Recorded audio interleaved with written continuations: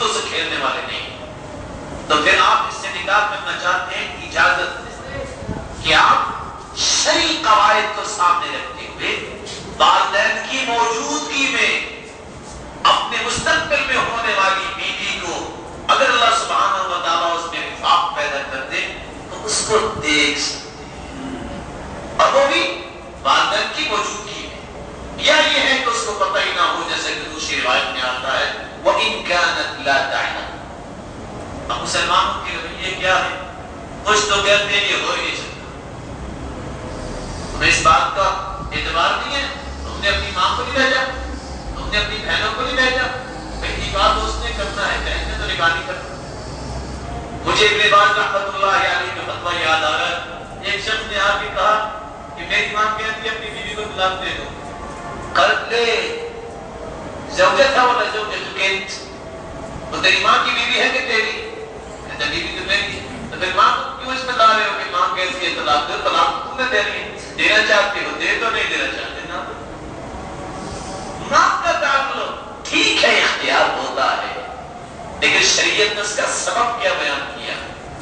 انه احرى ان يقدم بينكما، اس لیے کہ شادی کے بعد پھر پوری زندگی تمہارے اندر نفرت نہیں آئے گی. ہوتا یہ ہے جو کانفیڈنس عجیب سا دکھاتے ہیں وہ دوسرے بھی کہتے ہو امیدیں کیا تھی وہ کیا گیا. اور یہ بات بھی ان لوگوں کے ہیں جنہوں نے کبھی شریعت کو سامنے نہیں رکھا، کچھ اور امیدیں دے کے شادی کرتے ہیں. اور یہ بات بھی آپ پچھلے درس میں سن چکے ہیں. معیار جب دین ہو تو پھر اس طرح کی کلمات سننے کو نہیں ملتے. سلف صالحین میں سے ایسے بھی لوگ تھے جب ان سے کہا گیا کہ بیٹی کی شادی کرنا چاہتے ہیں آپ کرنا پسند کریں گے؟ کہا ٹھیک ہے. کہا میری بیٹی اندھی ہے اور گونگی ہے اور بولی ہے اور اس کی ٹانگیں بھی جو ہے جس کو لگڑا پن کہتے ہیں لگڑی ہے. اب وہ اس بات کو کہہ تو بیٹھے تھے کہ ٹھیک ہے جی میں شادی کروں گا، نماز تو پڑھتی ہے نا آج. نکاح ہو گیا، شادی ہوئی. جب اس کے پاس گئے تو اللہ نے آنکھیں بھی دی تھی اور بالکل صحیح سلامت تھی. جلدی سے باہر آ کہا میرا تو ایسی حالت سے نکاح ہوا ہی نہیں. باپ نے کہا میرے کہنے کا مقصد تھا وہ اندھی اس لیے ہے کبھی اس نے حرام کی طرف دیکھا ہی نہیں. وہ گونگی اس لیے ہے کہ اس نے کبھی غلط گفتگو کی نہیں ہے. وہ لگڑی اس کو یاد پہ تھی کہ کبھی وہ اپنی ٹانگوں پہ چل کے حرام کی طرف گئی نہیں. میرا یہ مقصد نہیں تھا کہ باقی ایسی ہے. تو اللہ سبحانہ و تعالیٰ نے جن کو فہم و بصیرت عطا کی ہوتی ہے وہ تو یہ فیصلے کرتے ہیں. اللہ کے رسول صلی اللہ علیہ وسلم نے اجازت دی ہے. اب صحابیات سے بڑھ کے کسی عورت کی عزت نہیں. اس کے مقابلے میں جب لوگ اس طرح کا کام کرنا چاہتے ہیں کیا کہتے ہیں؟ شریعت میں جب اجازت جو ہے تو پھر کیا ہے؟ چلو دونوں کو گاڑی میں بٹھاؤ اپنی شادی کی شاپنگ بھی اکٹھے کر کے آئے. قطعاً حرام ہے، غیر محرم ہے اس کے لیے. جب تک نکاح نہیں ہو جاتا یہ غیر محرم ہے. اس کے ساتھ سفر کرنا بھی حرام ہے. اس کے ساتھ شاپنگ کرنا کیسے جائز ہو جائے؟ مسلمانوں میں یہ افراد و تفریق ہے جس کے نتیجے میں گھر فلاپ ہوتے ہیں. گھر جو ہے مطمئن نہیں رہتے. نیک بنو گے تو ایک بنو گے. اللہ کے جتنے قریب رہو گے اتنی ہی اپنی زندگی کی حلاوت اور مٹھاس حاصل کرو گے. اللہ ہمیں صراط مستقیم پر گامزن فرمائے. اللہ کے رسول صلی اللہ علیہ وسلم نے 5ویں بات جو بیان کی ہے بیوی کے بارے میں، اور یہ بھی پہلے اس وقت معاشرے میں انتہائی بگڑا ہوا تھا. پتہ بھی ہوتا ہے کہ ہم نے ان کے ساتھ تعلق جوڑنا ہے 100 منتیں کروائیں گے. اللہ کے رسول صلی اللہ علیہ وسلم نے فرمایا ان من یمن المرأة تیسیر خطبتها وتیسیر صداقها وتیسیر رحمها. کسی عورت کی بندن چیک کرنی ہو تو اس کی بندن کی نشانی ہے کہ اس کی بندنی جلدی ہو جاتی ہے. اب کچھ لوگ کرتے کیا ہیں؟ اور بھائی ابھی تو 2 جوتیاں ٹوٹی ہیں، جوتیاں جب کھانی پڑتی ہیں تیسری جوتی کا ٹوٹ لیتے تب رشتہ ملے گا. یہ طریقہ غیر مناسب ہے. بلا سوچئے کہ بیچارہ اتنے دھکے کھانے کے بعد شادی کرے گا وہ سن دے گا اس کو؟ بدلے دے گا نہیں دے گا. اس لیے میرے بھائی کو ایسا پہلو نہ پیدا کیا کرو. تمہیں دین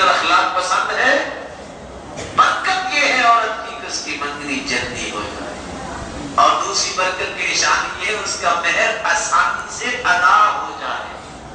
اور تیسری برکت کی علامت یہ ہے اللہ اس کو جلدی اولاد والی کرتے ہیں. اللہ سبحانہ و تعالی ان باتوں کو سمجھنے کی توفیق عطا فرمائے. اور یہ پہلو جو مسلمان کو ذلیل کرنے کا، شرمندہ کرنے کا، یہ پریشان کرنے کا امت نے اختیار کر لیا ہے. 2 سال لٹکائے رکھنا، نہ ہاں کرنی نہ کرنی، نہ بیچارہ کسی اور نہ جا سکے، اور نہ یہ ہے کہ یہاں ہی خوش ہو سکے. یہ پریشانی کا پہلو مسلمانوں کا درست نہیں. مندی ہونے کے بعد اسلام نے نکاح کا طریقہ بیان کیا ہے. نکاح میں سب سے پہلی بات خیر النکاح ایسر، سب سے بہترین نکاح وہ ہوتا ہے جو آسانی سے ہو جائے. آج 33 سال تک انتظار کرتے ہیں، نہیں جی شادی نہیں کرنی. کیوں نہیں کرنی جی؟ وہ بس جی پھر ساتھیوں کو دعوت بھی تو دینی ہوتی نا، کہیں گے بقی بھی بڑا ہے، چلو ہم مال بھی اکٹھا کر لیں. ادھر بچیاں بیٹھی ہوئی ہیں 40 سالہ، وہ جہیز کی لعنت سے ڈرتی ہوئی، نہ جہیز کی لعنت اکٹھی ہو، نہ ان بیچاریوں کے ایمان کے بارے میں، نہ ان کی عزت کے بارے میں کسی کی سوچ اٹھے. ادھر مرد ہے تو یہ غلط ہتھ کنڈے استعمال کر رہا ہے، صرف گمانڈ کے لیے، صرف فخر کے لیے، ریاکاری کے لیے پیسہ جمع کر رہا ہے. شادی پہ پتہ چل جائے گا کہ اللہ نے پیسہ کتنا دیا ہوا ہے. صحابہ کرام نے اللہ کی سب سے تربیت یہ حاصل کی تھی کہ برکت والا نکاح وہ ہے جو آسانی سے ہو جائے. اور دوسری بات کیا فرمائی؟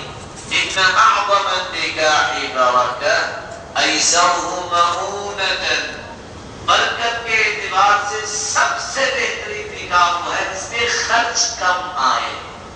اور یہ بات میں چاہوں گا کہ سینے میں لکھو، کاپیوں پہ نہیں، وہ پھاڑ کے پھینک دو. ثلاثن حق علی اللہ عمل الناکح الذی یرید العفاف، 3 لوگوں کی اللہ نے مدد حق رکھا ہے، اللہ مدد کرتے ہیں.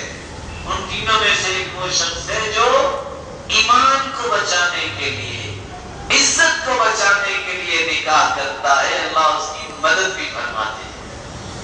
آپ کو یاد ہے سعید بن مسیب کا نام سنا ہوا ہے؟ ہشام بن عبد الملک گورنر وقت پیغام بھیجا کہ اس کا وزن کر لو اپنی بیٹی کا، جتنی بیٹی کا وزن اپنے ہیرے جواہرات لے کر میرے ساتھ شادی کر دو بیٹے کے ساتھ. عبد الملک بن مروان کا بیٹا. لیکن سعید بن مسیب نے کیا کیا؟ کہا دین پر آیا ہے، دین کی سربلندی کے لیے. ابو بداع جو نماز کلاس میں بیٹھا پڑھا کرتا تھا، ایک دن نہ آیا، پوچھا بیٹا کل پڑھنے نہیں آئے تھے؟ کہا استاد محترم معلم تو پہلے نہیں تھے، بیوی تھی وہ بھی اللہ کے پاس چلی گئی. کہا بیٹا سبق پڑھنے کے بعد میری بات سن. سبق سے فارغ ہوئے، ساتھیوں کو بلایا اور اپنی بیٹی کا نکاح کیا، اس کو گھر چھوڑ کے آ گیا. پڑوسیوں کو کہا کہ کھانے کو پتہ نہیں کہ گھر میں کچھ ہے کہ نہیں ہے، تو کھانے کا بندوبست آج کر دیجیے گا، کل اللہ مہربانی کرے. جس کے پاس کھانے کو کچھ نہیں تھا، اللہ کی رضا کے لیے جب سودا کیا ہے، ایک وقت آیا مدینے کی امیر ترین گھرانے اس کے دسترخوان پہ بیٹھے نظر آئے. لیکن ایسے سودے کرتا ہوئی ہے جس کو جنت چاہیے. لوگوں نے پوچھا بڑے عجیب انسان کو، تم نے بادشاہ کو چھوڑ کے ابو بداع کے ساتھ شادی کر دی ہے؟ کہا میں نے اس لیے کی ہے، کل قیامت میں کہہ سکوں گا خالق و مالک بیٹی تو نے دی تھی، اور تیرے حکم پہ میں نے اچھی پرورش کی تھی، یہ امانت تھی، میں نے امانت والے کے پاس بھیجی ہے جو اس کے ایمان کا بھی خیال رکھے گا. میں نے تو اس لیے سودا کیا جس کے بدلے میں جنت دے. اللہ ہر ایک کو اس طرح کا ذہن نصیب فرمائے. نکاح کے بارے میں دوسری بات جو بھی آپ نے سنی، ولی کی اجازت کے بغیر نکاح نہیں ہوتا. 2 عادل گواہوں کی موجودگی کے بغیر، شہادت کے بغیر نکاح نہیں ہوتا. اور تیسری بات، اللہ کے رسول صلی اللہ علیہ وسلم نے فرمایا نکاح کے وقت مہر رکھنا چاہیے. مہر میں بھی اس وقت امت اسلامیہ بیداری کا شکار ہے. آئے اس وقت جب نکاح ہونے لگتا ہے